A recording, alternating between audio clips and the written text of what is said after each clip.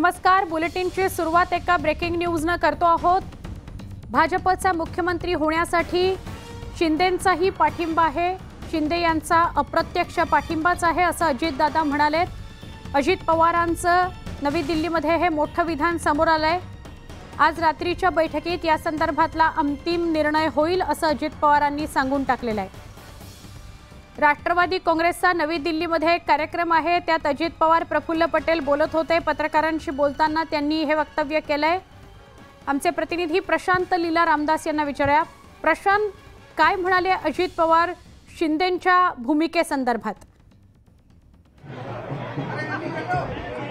ज्या पद्धतीने शिंदेची भूमिका घेतली आहे त्या भूमिकेवरती ज्या पद्धतीने अजित पवार यांनी वक्तव्य केलं की प्रत्यक्षपणे आणि अप्रत्यक्षपणे त्यांना पाठिंबा दिल्याची माहिती पुढे आलेली आहे। आणि ज्या पद्धतीनं या सगळ्यात जर बघितलं आपण तर या सगळ्यामध्ये हे अत्यंत महत्त्वाचं आहे की अजित पवार यांनी नुकतीच भूमिका स्पष्ट केली आणि भूमिका स्पष्ट करताना हे त्यांनी सांगितलेलं आहे की निश्चितपणे आज मुख्यमंत्रीपदाचा निर्णय होईल, पण मुख्यमंत्रीपदाचा निर्णय होताना साधारणतः जी भूमिका आहे त्या भूमिकेवरती देखील अप्रत्यक्षपणे आपली त्यांनी मत वक्तव्य केलेलं आहे। एक प्रकारे असं म्हणावं लागेल की अजित पवारांनी देखील ज्या पद्धतीने भूमिका घेतली आहे हे भूमिका कुठेतरी देवेंद्र फडणवीसांचा साजेशी अशी सगळी माहिती मिळत आहे। स्टुडिओ नक्की धन्यवाद माहिती दिल्याबद्दल। अजित पवारांनी जे वक्तव्य केलंय ते प्रत्यक्ष अप्रत्यक्ष शिंदेंचा सुद्धा पाठिंबा आहे नावाला। सीएम पदाच्या भाजपचा सीएम होण्यासाठी शिंदेंचा सुद्धा प्रत्यक्ष अप्रत्यक्ष पाठिंबा आहे असंच त्यांनी म्हटलेलं आहे।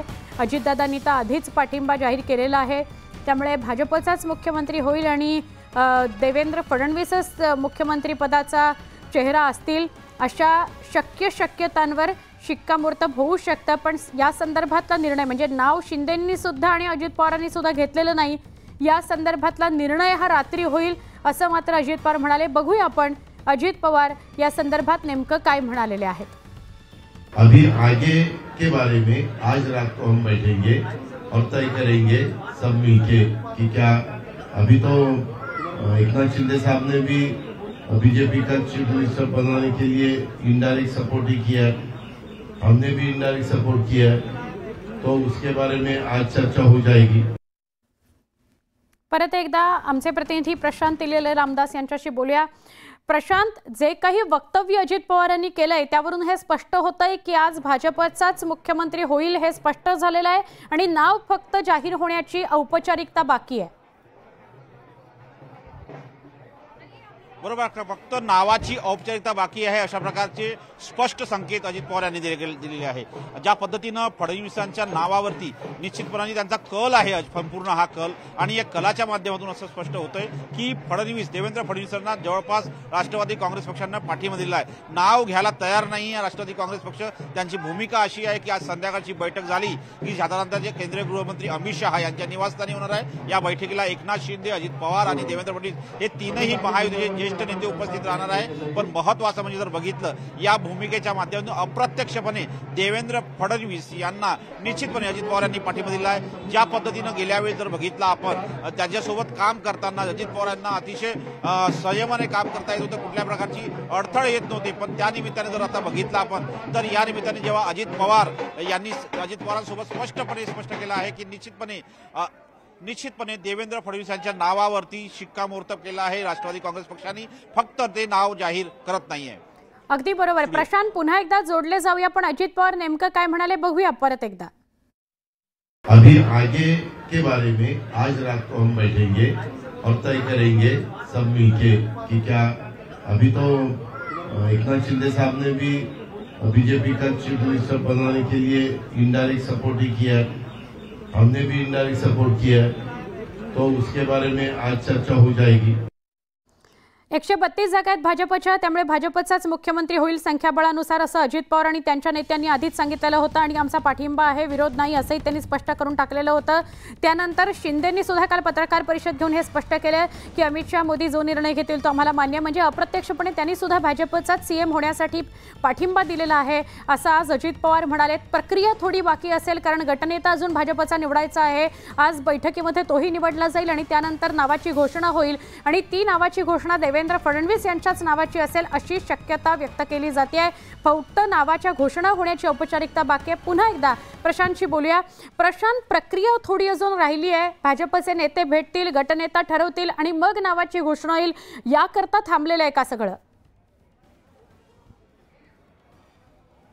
नाही, महत्वाचं म्हणजे आजच्या बैठकीनंतर निश्चितपणे भारतीय जनता पक्षाचा कुठला चेहरा हा मुख्यमंत्री असेल यावरती अंतिम निर्णय असेल. पण ज्या पद्धतीनं संकेत खास करून राष्ट्रवादी काँग्रेस पक्षाने दिलेले आहे की देवेंद्र फडणवीस यांच्या नावाला निश्चितपणे राष्ट्रवादी काँग्रेस पक्षाचा पाठिंबा आहे, पण निर्णय आता भारतीय जनता पक्षाला घ्यायचा आहे. त्या संदर्भात ते विधिमंडळ पक्षाची बैठक बोलवतील, त्यामध्ये केंद्रीय निरीक्षक निवडले जातील, केंद्रीय निरीक्षक तिथे येतील आणि त्यानंतर ते नावाची घोषणा करतील. पण आजच्या बैठकीमध्ये निश्चितपणे साधारणतः देवेंद्र फडणवीस यांच्या नावावरती अंतिम निर्णय होतो का हे पाहणं अतिशय महत्त्वाचं असणार आहे. राष्ट्रवादी काँग्रेस पक्षाने आपले पत्ते उघडलेले आहे. एकनाथ शिंदेंनी देखील पत्ते उघडले गेले. त्यांनी म्हटलेलं आहे की मोदी आणि अमित शहा हे जो निर्णय घेतील तो निर्णय आम्हाला मान्य राहील. याचा अर्थ आता हे निर्णय काय घेतात आणि ज्या पद्धतीनं राष्ट्रवादी काँग्रेस पक्षाच्या वतीनं सूचना अप्रत्यक्षपणे फडणवीस यांना पाठिंबा देण्यात आलेला आहे, त्यामुळे त्यावरती निश्चितपणे शिक्कामोर्तब होतो का आजच्या बैठकीत ते पाहावं लागेल. पण विधिमंडळ पक्षाची बैठक झाल्यानंतरच निर्णय होईल. नक्की, म्हणजे आज दिवसभरामध्ये नाव आपल्याला स्पष्ट होईल की महाराष्ट्राचा पुढचा मुख्यमंत्री कोण असेल. धन्यवाद प्रशांत माहिती दिल्याबद्दल. सुपरफास्ट 100.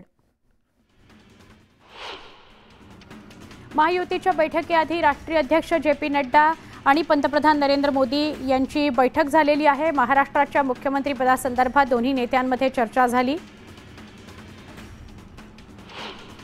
केंद्रीय गृहमंत्री अमित शहा महायुतीच्या बैठकीच्या पूर्वी भाजप नेत्यांची बैठक घेणार आहेत. भाजप महत्त्वाच्या नेत्यांचीही संध्याकाळी 7 वाजता बैठक आहे.